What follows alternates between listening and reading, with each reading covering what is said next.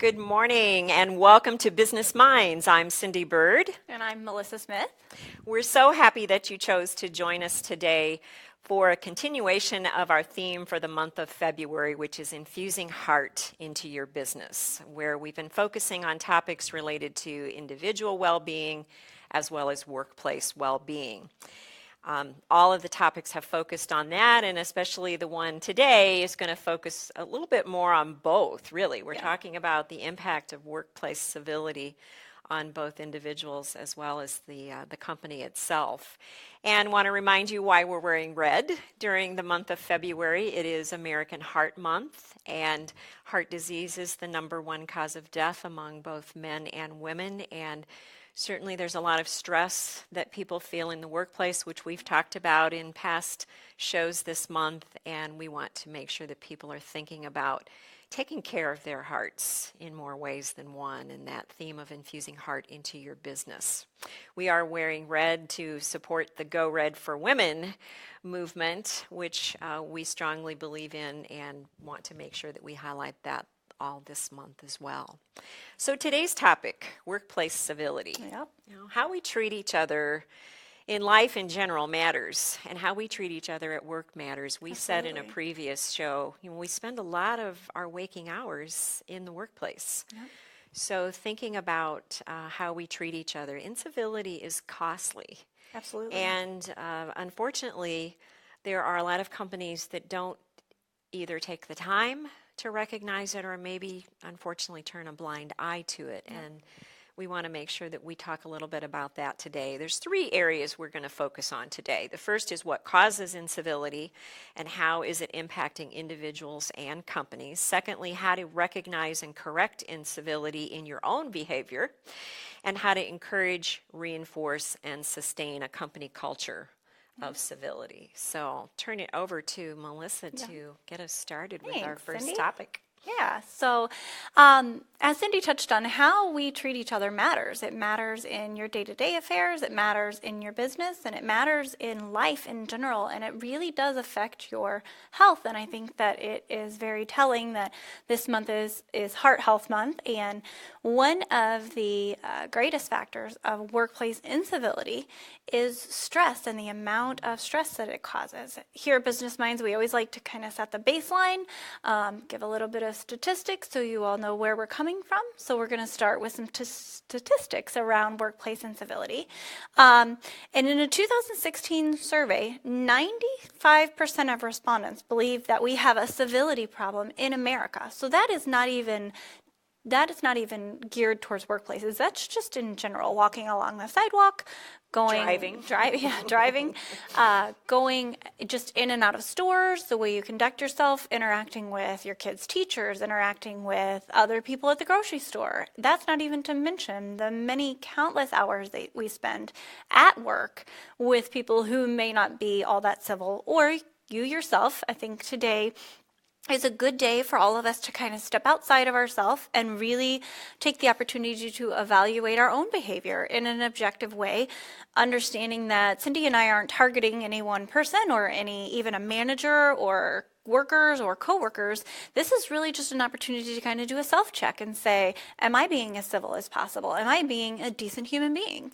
And so the fact that 95% of respondents in a 2016 survey, that's just 2 years ago, thought that we had a civility problem in America is a pretty large number. That's disturbing. Yeah. I mean, it really is. And 74% of that believes that the problem has gotten worse. So whatever the baseline for that is, I think we can all agree that as a society, maybe we just need to take a step back and just try and be a little more polite, right? 70%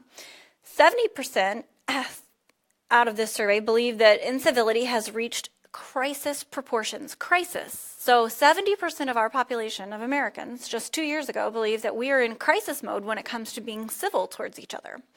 In studies conducted by Christine Porth and Christine Pearson over the past 14 years, 98% of workers have reported experiencing uncivil behavior. So that is almost all of the workforce.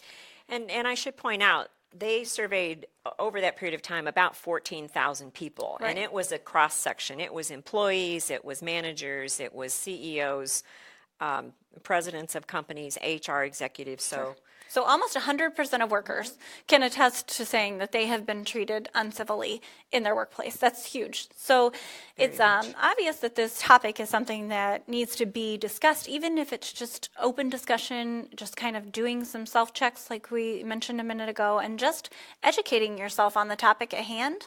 That leads, I think, as we discussed 2 weeks ago, just knowing more about a topic allows you to be more mindful of it. absolutely. So some of the causes of workplace incivility. When asked why they behave uncivilly, people say more than half because of workplace pressures. So again, we go back to our topic a couple of weeks ago, whether these pressures are real or perceived or put on by someone else, or they're put on by yourself, by your own standards of conduct, by the own standards you have for how you conduct yourself. 40% say that they are uncivil because of these workplace pressures. So that's a big number. More than 40% say they don't have time to be nice. They just don't have time to be nice. Now, that is shocking to me when we were discussing this leading up to the show, because in my experience, it takes more effort to be unnice than it does to be nice. So It's interesting that people perceive that it takes time to be nice. To be nice. They don't have time to do that.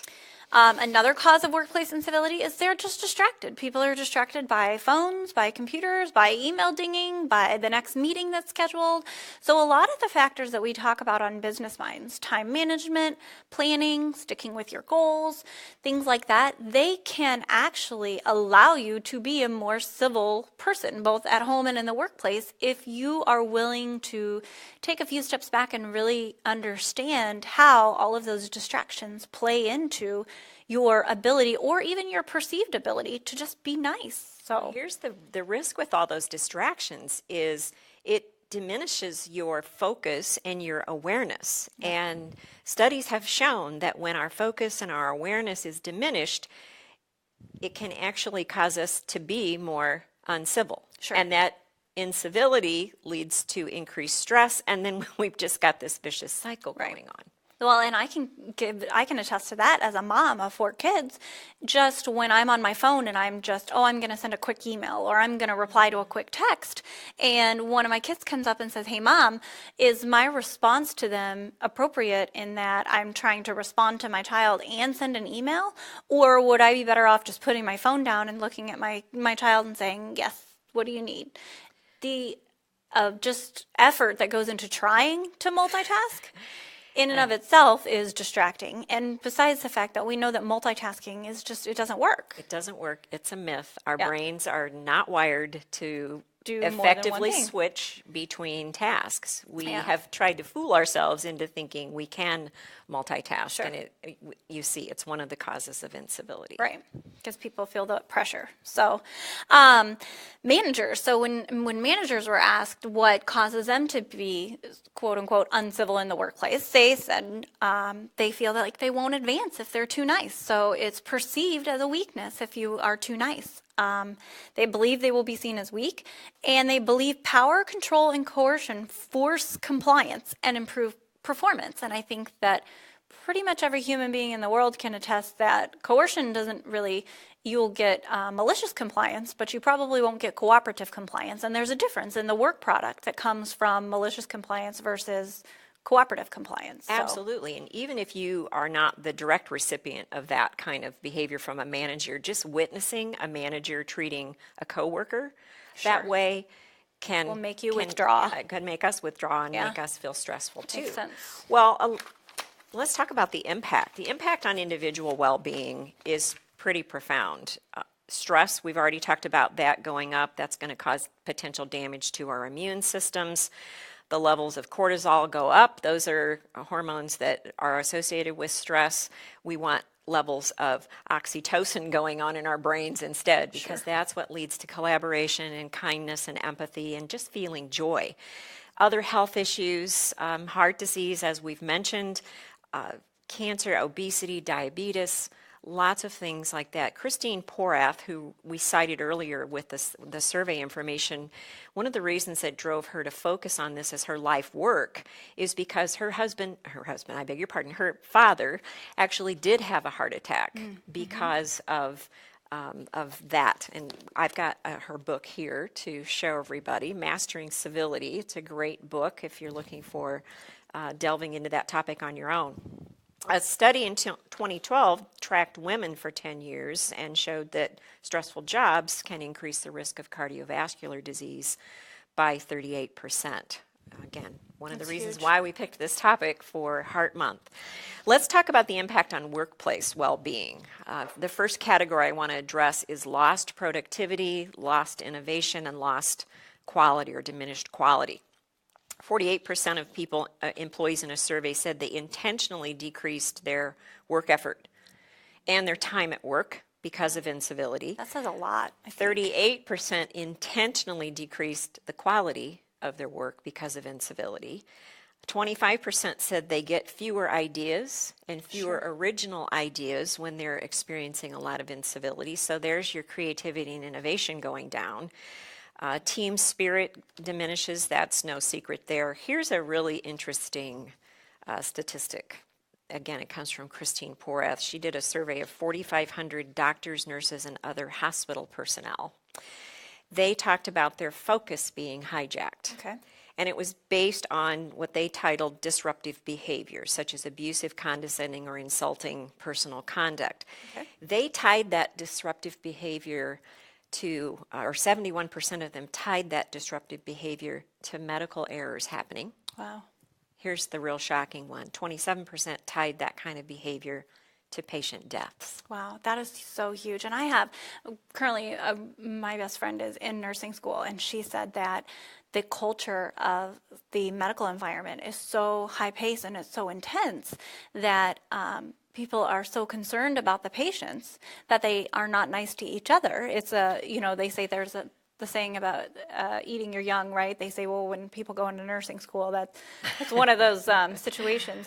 But it is shocking to me that being nice to each other, being nicer to each other, especially in the medical community, could contribute so greatly to saving lives. I mean, that's a big deal. So, well, I think it shows that it's definitely something, incivility in the workplace definitely is something that needs to be addressed. You're going to have turnover, you're going to have people leaving because of it, lost sales, lost customers potentially. Even if a customer isn't directly being treated in an uncivil manner, if they witness two employees being uncivil to each other, or how many times have you walked into a store? I know I have, where I see right there in the frozen food aisle, a manager belittling an employee. Yeah, I've seen it at a gas station, and it just puts a bad taste in my mouth. What does that make you want to do? It makes me want to walk away. Yeah, absolutely. I'm gonna take my business elsewhere potentially. And then if you have workplace incivility incidents, you've got an increased cost.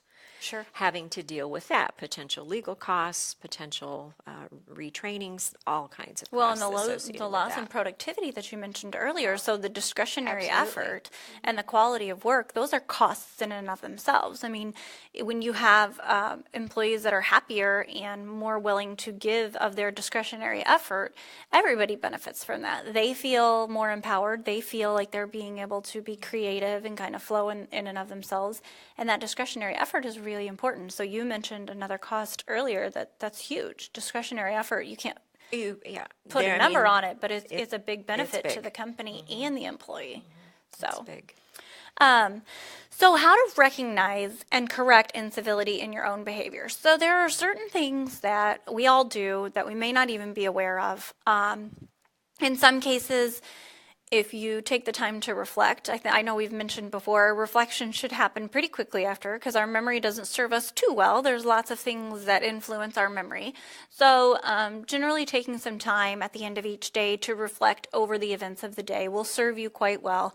If you're trying to remember something a week ago, 2 weeks ago, there's a lot of things that are going to influence those memories. So even just taking a couple of minutes of reflection every day to kind of evaluate your own behavior, there are some overt things that we would consider bullying, such as insulting people or name calling or belittling their efforts. So the golden rule kind of stands: if you don't have anything nice to say, you're probably best not to say anything at all at that very moment. Yeah. Well, go ahead. It's something that we would easily recognize those Sure. things that we would label as bullying. Yep. Because they are, as Melissa said, they're very apparent. Right.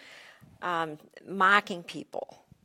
And it's also important Making to fun keep of in them. mind that Yeah. making fun of them, even if you're not doing it in front of them, if you are doing it with another coworker or you are belittling someone behind their back, keep in mind that the person that you are partaking in that behavior with is probably going to have a little less trust in you, even if you are not doing it towards them, because they can't help but think, well, are they going to talk about me next time? Am I going to be the target of that behavior next time? So you may think that there's trust there and that you can talk about someone or bring that negativity into the workplace because you're not doing it and it's not harming the other person because you're not doing it in front of them. But bringing that negativity into the workplace and using those methods to relieve stress are just not healthy in general. They're not good for building workplace rapport and building trust with other people. So those kind of overt bullying tactics, blaming others for things over which they don't have any control, and being openly rude to coworkers or customers, regardless of how bad of a day you're having. When you are rude to someone, most people will try and give you a little bit of grace, but it still hurts. I mean, to be on the receiving end of that, even if they were not the intended target. It's abuse, any Yeah. way you look at it. Absolutely. And we have a wonderful agency right here in Peoria, the Center for Prevention of Abuse. Some of you may know they do a lot in the way of prevention education that targets children and young individuals, teenagers in the school systems. They're doing these prevention programs.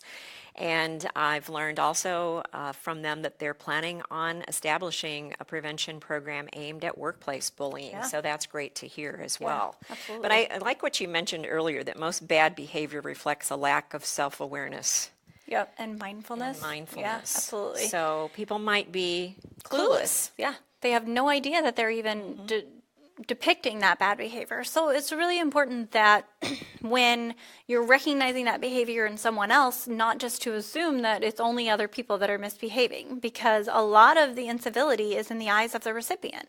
So I think we've discussed that a person's perception is their reality. And so if they are perceiving that your gruffness or your lack of just kindness in general, it could be hurtful to them, not knowing what kind of situation they're in, or if, maybe even a little thank you could go a long way. So being mindful of your own behavior is key. And when we use others' expressions, behaviors, and reactions to define ourselves. So if you've ever heard of the looking at someone else, if you've ever spoken in front of a room or spoken up at a meeting and other people are attentive and they're smiling, that gives you the confidence to know, okay, I can continue on, I'm doing the right thing, I can keep moving towards, my end goal, which is the topic at hand, those kind of things. They are mirroring your behavior. So if you're smiling at me, that gives me a little bit of confidence, right? To know that I'm saying the right thing and doing the right thing. If someone across the room is not smiling, say they've got a scowl on their face, you may not mean it personally. Or the famous eye roll. Yeah. Or the backing up sigh. from the table, right? The sigh, yes. Those are cues, and other people are reflecting that onto themselves. So if you are visibly unhappy or just tuning out or just having maybe just a generally look of disgust, just displeasure on your face, that's going to reflect on whoever is perceiving that to be directed towards them. So it's important to be mindful of your own facial expressions and cues and things like that. Civility in general, it just lifts people up.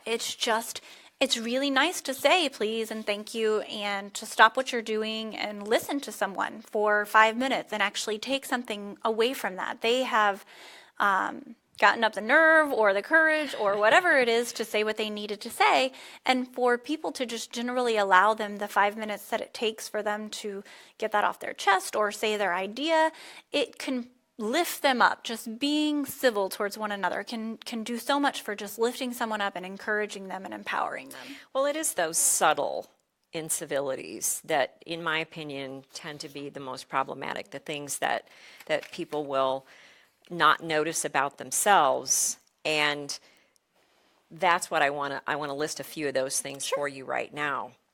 When I am often asked to come out and talk about professionalism in the workplace or talk about interpersonal communication skills, it's those subtleties that people need help with noticing and understanding what they are. So this is a list of subtle incivilities that employees most often said they see in their bosses. Interrupting people, being judgmental of people who are different, paying little attention to or showing little interest in others' opinions, so being dismissive. Okay. I had a supervisor in my past who was like that. When you brought a concern to him or an idea for maybe how something could be improved or better, he was famous for saying, well, if you don't like things around here, there's the door. And guess what? I took the door. Here's another one. Takes the best and leaves the worst tasks for others. Fails to pass along information. Doesn't say please and thank you. I don't know about you, but I learned that when I was young. Somewhere along the way, that's gone by the wayside. Talks down to people. Takes too much credit for things, but then when things go south, points the finger of blame to others. Swears and puts others down. Side conversations in meetings, disregarding people's time, door slamming. There are a lot of things that we might say, well, just grow a thicker skin. You know, why people are just too sensitive. They take these things too lightly.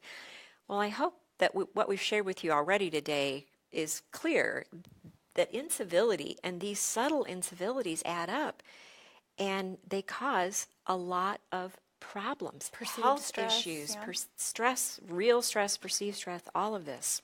So what can you do to be more civil? As Melissa mentioned, increase your own self-awareness. How do you do that? Feedback. I am a huge believer. Become aware of your own tendencies in the moment. So strengthening your noticing muscle, I call it, through mindfulness practice is good. But you're not going to know how you're coming across if you don't seek feedback. Sure. There was a surgeon that Christine Porath cites in her book. He had no idea people were offended by his harsh directive style. She has an assessment on her website. If you go to just Christine Porath, it's Porath, she's got a self-assessment you can take, which is really, really good, very eye-opening, and if you're honest about it. So what are some behaviors that you should practice instead? A smile. A smile can go a long way. Absolutely. Saying hello and greeting people in the morning. There was a study I used to cite when I taught a management class years ago that 7% of people left this one particular workplace because the boss didn't say hello in the morning. Yeah. Common courtesies, thanking people, making eye contact, being fully present, minimizing those distractions that we say are causing uncivil behavior. Becoming a mindful listener. That means calming that inner voice where we're already, our judgments, our biases, our mindsets, what we want to say back to the person is already playing in our head instead of us really giving a listen to what that what that person has to say. Thinking before we speak. We actually have the beauty of what is a quarter second of time. That doesn't sound like much, but it's enough of a pause that our brain has gifted us between our thought, the intention we have to say or do something, and when we actually say or do it. We have a quarter second that we can grab a hold of.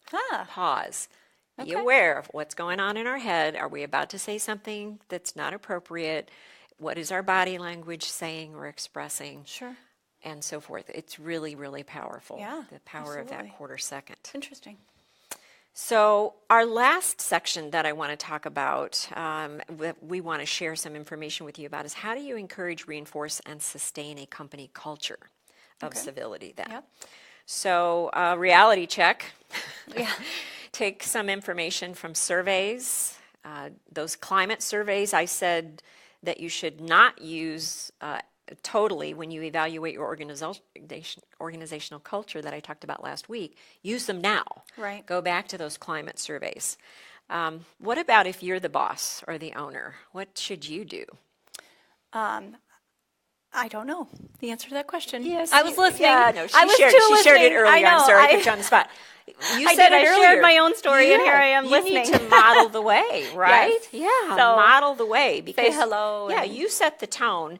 And I think holding other people accountable. Sure. How often have you worked with a business where you're seeing the owner not hold people accountable? Well, because it's tough. I think in a lot of businesses, at the end of the day, we've gotten a lot of questions about marketing. So we recognize that running a business is very much about selling and marketing. But in order for that to be functional and productive and continue to be healthy, there are some of these core issues like that culture that really, really need to be addressed and kind of honed in on. And that accountability, I think a lot of people falter in that accountability because they're worried about marketing and sales, right? Well, what's going to happen if, say, I'm modeling, respectful behavior and somebody says, oh, I can't put up with this. We just need to get things done, right? And Your marketing isn't going to do you any good if you have a culture of incivility going on inside. So again, what can you do? Practice simple kindness. Yep. Demonstrate that you are truly empathetic. As the leader and as a worker, if you are in a workplace and you can say, oh, I recognize that culture and my culture is toxic, be the change. Be the one that comes in and greets everybody in the morning. Be the one that smiles and stops what you're doing and listens. And perhaps maybe your leader is not demonstrating that, but you can be the change. Workplace, it's got to be an entire culture change that takes place. Show people they're valued and appreciated. That doesn't necessarily have to come from the top. You can be 1 or 2 levels down and go to the boss and the manager and say, I appreciate how you took the time to listen to me. Yes. Give that value and that appreciation, roll it back up, roll it down. It can go either way. There's no limit on what level, how far up or how far down showing appreciation can go. Thank your coworkers. Pay Yep. attention during meetings. Don't have a side conversation when somebody else is talking. As the business owner, hire for civility. Sure. So build your screening practices and your interviewing practice such as that you're getting that kind of information about someone's character. Right. Train for civility. Things like interpersonal skills, mindfulness skills, sharing resources, conflict resolution, how to have a difficult conversation. Absolutely. Social and emotional intelligence play a big role in helping to create a culture of civility. And if you believe that you yourself are lacking as the business owner or leader and manager, chances are probably some of your employees are too. It's not a priority for you, so maybe change that as well. And continual reminders. This isn't something that just is a one-time shot. It's not a customer service program that you launch. It's not someone's own sole responsibility. It's everybody's responsibility. I've recommended for a couple of the businesses that I've worked with just quick stand-up meetings, 2 minutes in the morning just to stand up and say, wanted to shout out, job well done to so-and-so, they did something great yesterday, got some great feedback for them. Quick 2-minute meeting, nothing, not adding anything to the schedule, but providing that recognition and that appreciation, right where people stand. So you're not calling them into a conference room, things like that. Well, that's part of being present. And that's a nice segue into sharing with you our last topic for the month of February is leading with presence. So make sure you tune in for that information because we'll continue to build on this theme of infusing heart into your business. We have a special guest next week, Teresa Janusa, who has a business, Janusa Coaching and Consulting.